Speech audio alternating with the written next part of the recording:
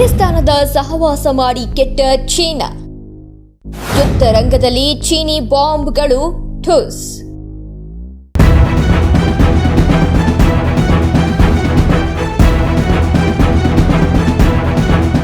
ತಾನೊಂದು ಬಗೆದ್ರೆ ದೈವವೊಂದು ಬಗೆತಿತ್ತಂತೆ. ಅದ್ಯಾರು, ಅದ್ಯಾಕೆ, ಅದ್ಯಾವಾಗ ಹೀಗೆ ಹೇಳಿದ್ರೋ ಆ ದೇವ್ರೇ ಬಲ್ಲ. ಆದ್ರೆ ಒಬ್ಬರಿಗೆ ಒಳ್ಳೇದನ್ನ ಬಯಸಿದ್ರೆ ನಿಜಕ್ಕೂ ಅಂಥವರಿಗೆ ಒಳ್ಳೇದೇ ಆಗತ್ತೆ.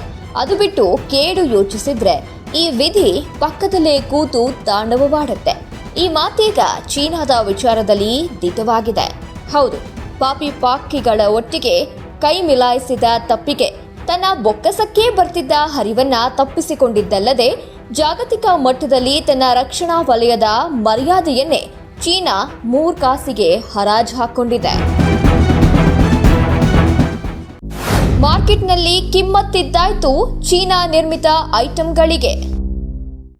PS-15 ಕ್ಷಿಪಣಿ, J-17 ಯುದ್ಧ ವಿಮಾನಗಳು ಢಮ್ ಢಮಾರ್. ಪಾಕಿಸ್ತಾನದ ವಿರುದ್ಧ ಆಪರೇಷನ್ ಸಿಂಧೂರ ಸಮರ ಸಾರಿದ ಭಾರತ ಮನೆಗೆ ನುಗ್ಗಿ ಹೊಡೆದು ಹೂಕರಿಸಿದೆ. ಇಸ್ಲಾಮಾಬಾದ್, ಲಾಹೋರ್, ಕರಾಚಿ, ರಾವಲ್ಪಿಂಡಿ ವಾಯು ನೆಲೆಗಳೇ ಛಿದ್ರವಾಗಿ ಹೋಗಿವೆ. ಅಷ್ಟೇ ಆಗಿದ್ರೆ ಇದು ಪಾಕಿಗಳ ಪಾಪದ ಫಲ ಅಂತ ಸುಮ್ಮನಾಗಬಹುದಿತ್ತು.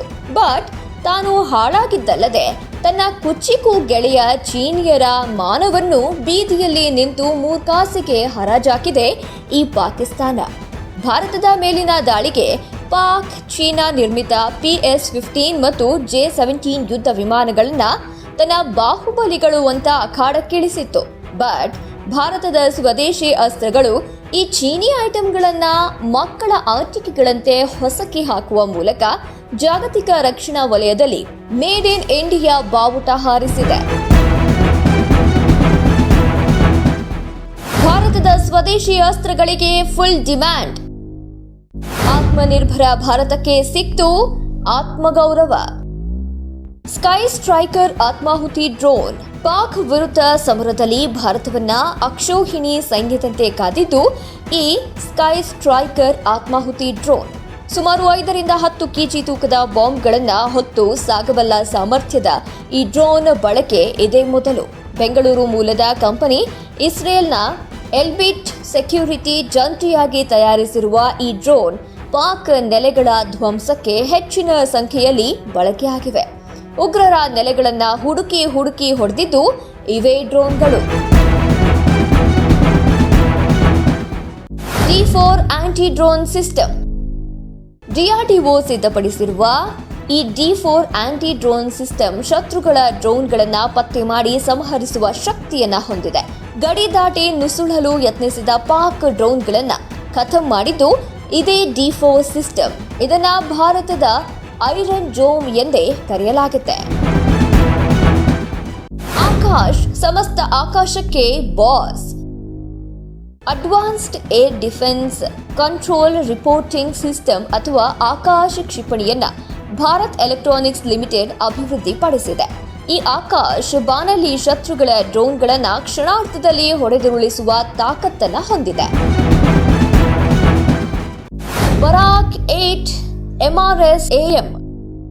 ಈ ಮಧ್ಯಮ ದೂರ ವ್ಯಾಪ್ತಿಯ ನೆಲದಿಂದ ಆಗಸಕ್ಕೆ ಜಿಗಿಯುವ ಕ್ಷಿಪಣಿಯನ್ನ DRDO ಮತ್ತು ಇಸ್ರೇಲ್ ಏರೋಸ್ಪೇಸ್ ಇಂಡಸ್ಟ್ರೀಸ್ ಜಂಟಿಯಾಗಿ ಅಭಿವೃದ್ಧಿಪಡಿಸಿದೆ. ಪಾಕಿಸ್ತಾನದ ಹಿರಿಮೆಯ ಫತೇಹ್-2 ಕ್ಷಿಪಣಿಯನ್ನ ನೆಲಕ್ಕೆ ಉರುಳಿಸಿದ ಕೀರ್ತಿ ಇದಕ್ಕೆ ಸಲ್ಲಲೇಬೇಕು. ಭಾರತದ ಬಾಹುಬಲಿ ಈ ಬ್ರಹ್ಮೋಸ್. ಭಾರತೀಯ ಸೇನೆಯ ಬತ್ತಳಿಕೆಯ ಬ್ರಹ್ಮಾಸ್ತ್ರ ಅಂದ್ರೆ ಅದು ಈ ಬ್ರಹ್ಮೋಸ್. ಪಾಕಿಸ್ತಾನದ ನೂರ್ ಖಾನ್ ಏರ್ ಬೇಸ್ ಅನ್ನ ಧ್ವಂಸ ಮಾಡಿದ ಶ್ರೇಯ ಈ ಬ್ರಹ್ಮೋಸ್ಗೆ ಸಲ್ಲಬೇಕು. ಪಕ್ಕಾ ದೇಸಿ ನಿರ್ಮಿತ ಈ ಬ್ರಹ್ಮೋಸ್ ಶಬ್ದಕ್ಕಿಂತ ವೇಗವಾಗಿ ಯಾವ ರಡಾರ್ ಕಣ್ಣಿಗೂ ಸಿಗದ ಶತ್ರು ಸಂಹರಿಸುವ ಕೆಚ್ಚೆದೆ ಹೊಂದಿದೆ. L-70 aunty air craft gun. ಇದನ್ನ ಮೊದಲು ಅಭಿವೃದ್ಧಿಪಡಿಸಿದ್ದೆ ಸ್ವೀಡನ್ನ ಬೋರ್ಫೋರ್ಸ್ ಕಂಪನಿ. ಆದ್ರೀಗ ಈ ಗನ್ನನ್ನ ಭಾರತದಲ್ಲೇ ಉತ್ಪಾದಿಸಲಾಗ್ತಾ ಇದೆ.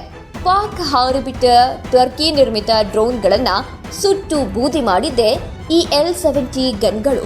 ಪಾಕ್ ವಿರುದ್ಧ ಸಮರ ಸಾರಿ ವಿಜಯ ತಿಲಕವನ್ನ ಇಟ್ಕೊಂಡಿರುವ ಈ ಅಸ್ತ್ರಗಳಿಗೆ ಇದೀಗ 10 ದೇಶಗಳಿಂದ ಬೇಡಿಕೆ ಸೃಷ್ಟಿಯಾಗ್ತಾ ಇದೆ. ಈ ಮೂಲಕ ಚೀನಾದ ಖಾಯಂ ಕಸ್ಟಮರ್ಗಳಾದ ಬಾಂಗ್ಲಾದೇಶ, ಮಯನ್ಮಾರ್, ಅಲ್ಜೀರಿಯಾ, ಆಫ್ರಿಕಾ ದೇಶಗಳು ಇದೀಗ ಭಾರತದ ಅಸ್ತ್ರಗಳ ಮೇಲೆ ಒಲವು ತೋರ್ತಾ ಇದ್ದಾರೆ. ಈ ಮೂಲಕ ಚೀನಾ ತನಗಿದ್ದ ಮಾರುಕಟ್ಟೆಯನ್ನ ತಾನೇ ಕೊಂದು ಗೋರಿ ಕಟ್ಕೊಂಡಿದೆ. Special desk, Karnataka news beet.